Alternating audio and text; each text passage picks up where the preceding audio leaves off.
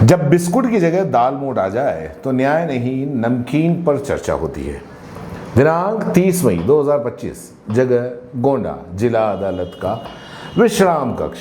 और घटना भी आप सुन लीजिए। जज साहब ने चाय के साथ में बिस्किट मंगाए। परिणाम क्या हुआ? बिस्किट नहीं आए बल्कि बासी दाल मोट आ गई और मामला कोर्ट में पहुंच गया। पूरा मामला आपको एक नज़र में बता देते हैं। सिविल जज समिष्ठा साहू मिलने आई थी एडीजे गोंडा से। एडीजे साहब बोले, अर्दली जी जरा चाय और बिस्कुट लेकर आओ। अर्दली 2 कप चाय ले आया। जब बिस्किट मांगे तो वो उठा और बिस्किट की जगह परोस दी बासी बदबूदार दाल मोट। जज साहब की नाक पर गंध चढ़ी और गुस्सा 7वें आसमान पे चढ़ गया। अब जब जज साहब को गुस्सा आएगा तो फिर अर्दली को नोटिस तो मिलेगा ही मिलेगा।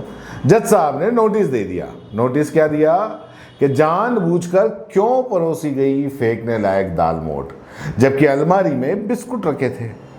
आपका यह कृत्य न केवल घोर त्रुटि है बल्कि न्यायपालिका की नमकीन गरिमा के खिलाफ भी है। 31 मई सुबह 10:30 तक सफाई पेश करने का आदेश दे दिया गया।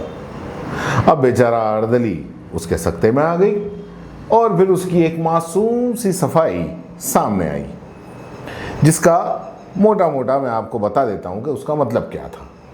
उसने लिखा, मालिक मैं तो उस समय कोर्ट फाइल दिखा रहा था, धीरज सिंह को भेजा था, दाल मोट परोस दी क्योंकि वही डिब्बा सबसे ऊपर पड़ा था।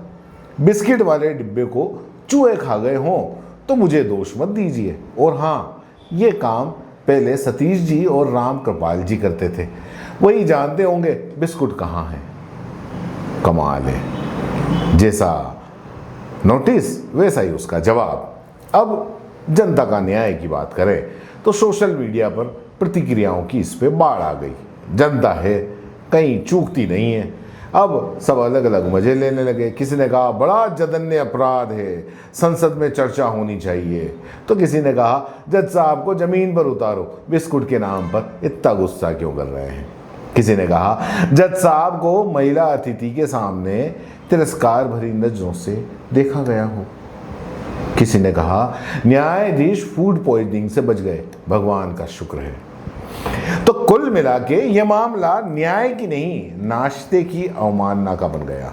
जहां देश भर में अदालतें सालों से लंबित मामलों से जूझ रही हैं, वहीं गोंडा की अदालत में बिस्किट वर्सेज दाल मोट नाम का ऐतिहासिक केस दर्ज हो गया है। कहते हैं न्याय अंधा होता है, पर अब लगता है कि उसकी नाक भी बहुत कुछ संवेदनशील होती है। तो बताइए, क्या ये बिस्कुट घोटाला है या न्यायिक नखरे?